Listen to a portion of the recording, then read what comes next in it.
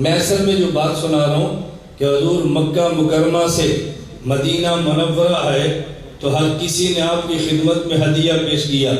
ام سلیم رضی اللہ عنہ شوہر فوت ہو چکا ہے, گھر میں چھوٹا بچہ ہے جس کا نام انس ہے, ایک چھوٹا بھی تھا عمیر.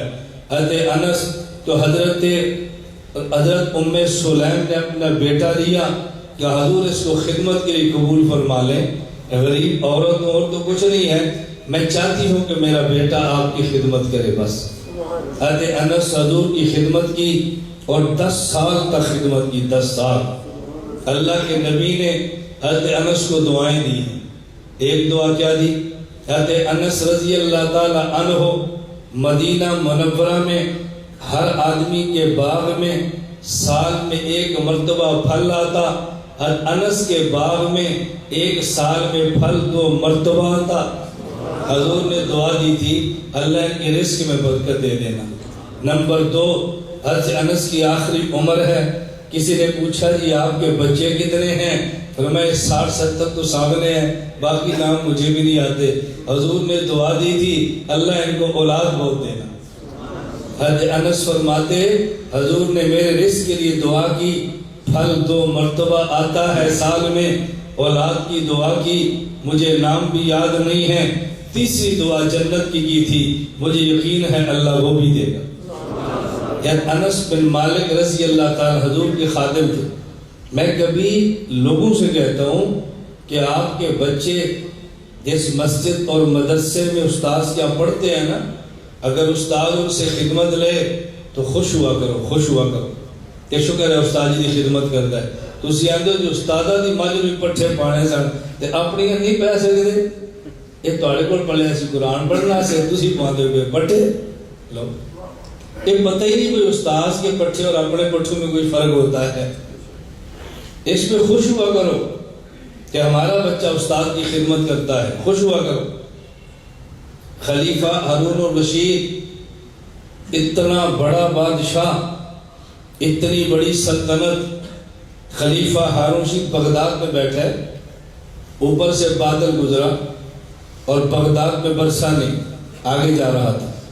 خلیفہ نے بغداد میں بادل کو خطاب کیا اور کہا امطری حیث شئتی یاتینی خراجک, بغداد میں نہیں برستا نہ برس تو دنیا کے جس کونے میں برسے گا وہاں کی گندم میرے پاس ہی آنے کی.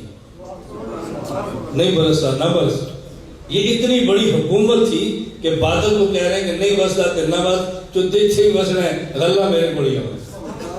اتنی بڑی حکومت کا مالک خلیفہ ہارون الرشید, ان کا بیٹا استاذ کا وضو کرا رہا تھا, لوٹے سے پانی گرا رہا ہے, استاد جی وضو کر رہے ہیں.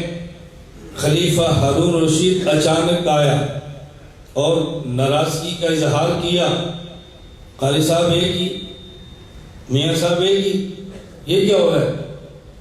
امام صاحب پریشان ہو گئے کہ بادشاہ ناراض ہو گیا ہے, میں نے اس کے بیٹے سے وضو کی خدمت کیوں لی ہے؟ انہوں نے کہا بس وہ وضو تھا تو آپ کے بیٹے نے کرا دیا. نہیں, یہ کیا ہو رہا ہے, یہ کیا ہو رہا ہے؟ بہت پریشان ہو گئے امام صاحب کہ پتہ نہیں ہے بادشاہ میرے ساتھ کیا شروع کرے گا. اس نے کہا امام صاحب, قاری صاحب, مولانا صاحب, میں خفا اس پہ نہیں ہوں, میرا بیٹا وضو کرا رہا ہے. میں خفا اس پر ہوں, میں 2 بیٹے امین اور مامون پڑھنے کے لیے بھیجتا ہوں, یہ پانی گرا رہا ہے, آپ پاؤں دھو رہے ہیں, یہ ٹھیک نہیں ہے. ایک پانی گراتا دوسرا پاؤں دھوتا. مجھے یہ تکلیف ہو رہی ہے کہ ایک بیٹا محروم کیوں ہے, ایک پانی گراتا دوسرا پاؤں دھوتا. جب بادشاہوں کے بیٹے کی خدمت کرتے تھے نا پھر امت کا مزاج اور ہوتا تھا. اور ہم کتنی جلدی بگڑ جاتے ہیں. تینوں کا لیسی پڑھنا سے تو سارا دودھ لینے گئے استاد جی تو ہم نوکر اسی دے دے رہے ہیں, یہ جان چھٹو اسی نوکر دے دے رہے ہیں, خدا کا نام منو. جب ماں باپ یوں اپنے بیٹوں کو پریشرائز کریں گے, بتائیں وہ دین کیا سمجھے گا؟ کچھ بھی نہیں سمجھ سکتا. اللہ ہمیں بات سمجھنے کی توفیق عطا فرمائے.